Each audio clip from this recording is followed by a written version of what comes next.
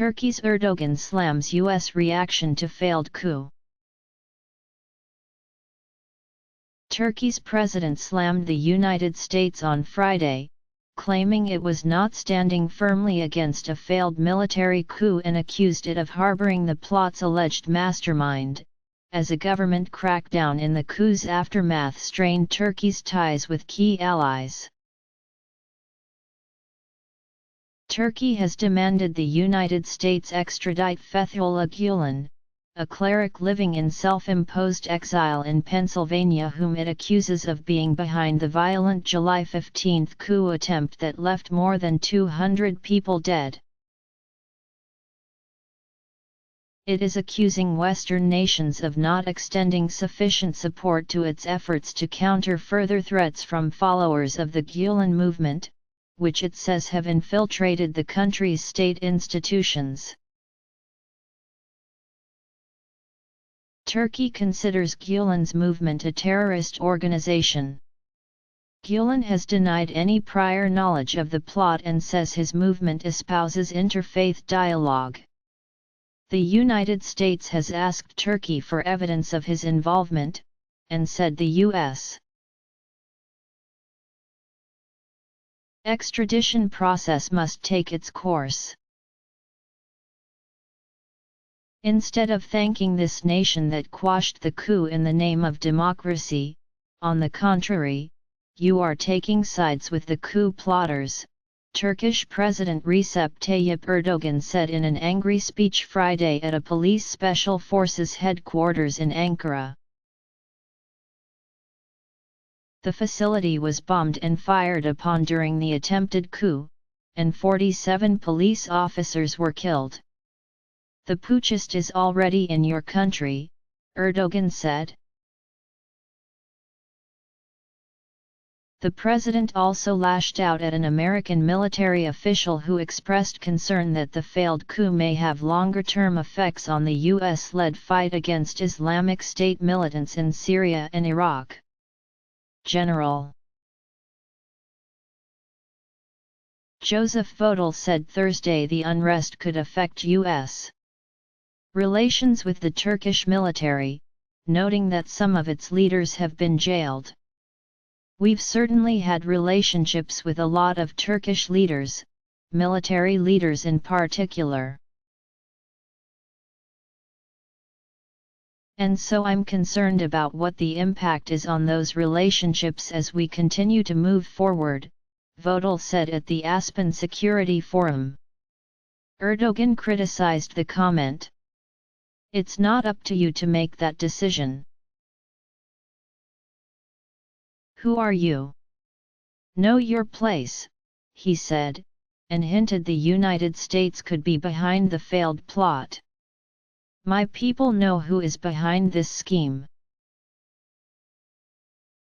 They know who the superior intelligence behind it is, and with these statements you are revealing yourselves, you are giving yourselves away, he said.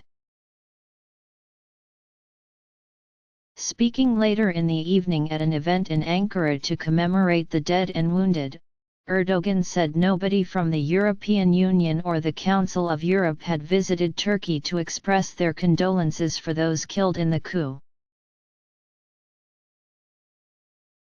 He noted the West simply offered condolences and then followed up with messages of concern about those suspended or fired. You simply send a message of condolence, and you follow it up with 9 kinds of advice. Erdogan said. Keep that to yourself. The president insisted a broad crackdown on the Gulen movement was necessary and would continue. Some say you've dismissed 10,000, 20,000. We will purge tens of thousands of whomever they are, Erdogan said. It is not possible for them to remain in this country's institutions, those who rained bombs purchased with taxes on my pristine people, he added. Speaking earlier in the day, Turkish Foreign Minister Mevlut Cavusoglu said Turkey wanted Gulen's extradition process to conclude rapidly and has asked the United States to make sure he does not escape to another country. He also criticized Turkey's European and Western allies for their stance on the government's broad crackdown, which has included a purge of the civil service, military, judiciary and education sectors, and the closures of hundreds of schools and dozens of media outlets. We are disturbed by our European and Western friends' approach, Cavusoglu told reporters. Very few have given us clear support against the coup. They started to give us lessons in democracy, to talk down to us, to warn us. The European Union and other countries, as well as human rights groups, have voiced increasing concern about the crackdown.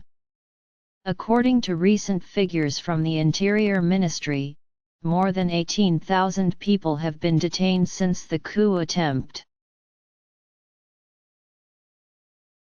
Of those, more than 3,500 have since been released, a senior government official said. More than 66,000 people in the wider civil service have been suspended from their jobs. Ankara has also been seeking to extend its crackdown on the network of schools and institutions abroad connected to his movement.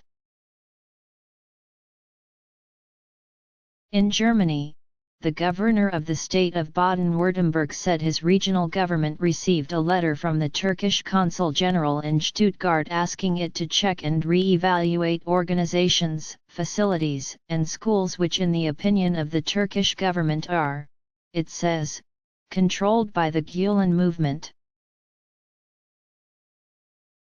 That surprised me greatly, Winfried Kretschmann told the German daily Frankfurter Allgemeine Zeitung. Of course we will not do that. Kretschmann said he has seen no evidence to back Turkey's assertion that the Gulen movement was responsible for the coup attempt or that Islamization is taking place at schools in Germany. Germany's foreign minister said it was good that the coup had been foiled, but now the reactions are getting far out of proportion. When tens of thousands of civil servants, teachers, and judges are dismissed, thousands of schools and education facilities shut and dozens of journalists arrested without any direct connection with the coup being discernible, we cannot simply stay silent, Frank-Walter Steinmeier was quoted as saying Friday in the Ruhr-Nachrichten paper. Steinmeier said bringing back the death penalty would be a major step backward for Turkey. In his Friday night speech, Erdogan said that I hear the people chanting about the death penalty and we are a democracy. He said the issue would be discussed by parliament. Cavusoglu, in an interview with Germany's Frankfurter Allgemeine Zeitung to be published Saturday, raised the possibility of a referendum on reinstating capital punishment. This decision should not be taken in the heat of the moment, he was quoted as saying. Perhaps the decision on this will be taken in a referendum. These are very serious questions. He argued that officials are getting thousands of tweets and texts saying if you don't reintroduce the death penalty, we won't vote for your party anymore.